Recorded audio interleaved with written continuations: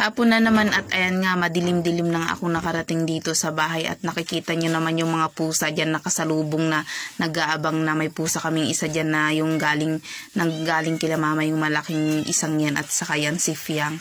Ito nga, inayos ko na itong mga pinamili ko, bumili ako ng egg at ito yung uulamin namin ngayon na upo.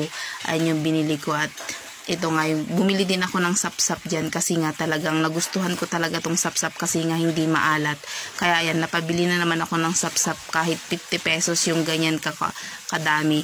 Pero okay naman din kahit pricey kasi nga nagustuhan ko din talaga siya. At bumili nga din ako ng gatas ng dalawang bata at Milo nila kasi nga minsan talaga nagsasawa na sila sa gatas kaya bumili na lang ako ng Milo para yun yung salita nila.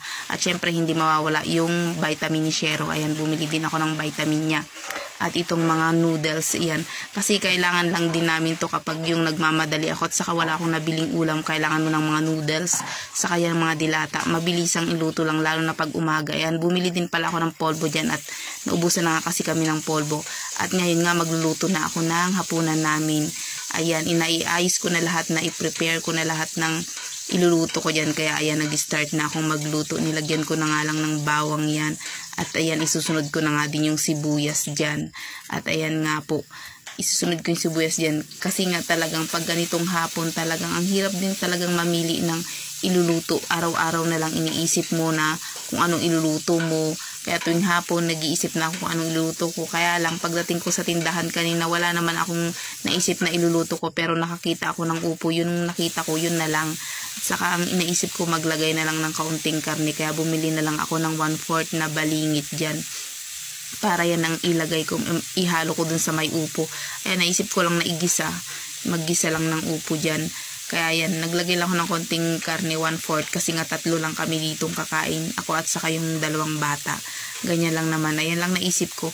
Grabe talaga pag araw-araw iniisip na nakakaano din no. Ulam mga tanghali hapon yan. Ulam na lang iniisip. At ayan nga din, kumuha din ako ng kaunting kamatis at inilagay ko dyan pang pakulay. Maganda kasi pag may kamatis, ayun, yung ginigisa mo, ayan, medyo may kulay siya. Kaya ayan, naglagay lang ako ng kaunting 4 na kamatis. Inilagay ko na lang din dyan para maganda din yung kulay nung ginigisa ko. At tinoasted ko nga pala dyan yung balingit kasi nga gusto ko talaga sa mga ganyan. Toasted talaga yung mga karne-karne pag nagluluto. Ayaw ko nung bahagyang luto lang. Gusto ko yung medyo ma-brown-brown talaga yung karne. Kaya ayan, talagang tinoasted ko siya dyan na masyado para yan, gusto ko talaga ng ganun yung medyo anong kinakain. Ayoko nang malambot na masyado. Kaya yan, ayan, nilagay ko na nga pala yung upo dyan at nilagyan ko lang din ng kaunting tubig kasi nga nagsasabaw din yung upo. Kaya konting tubig lang yung nilagay ko dyan.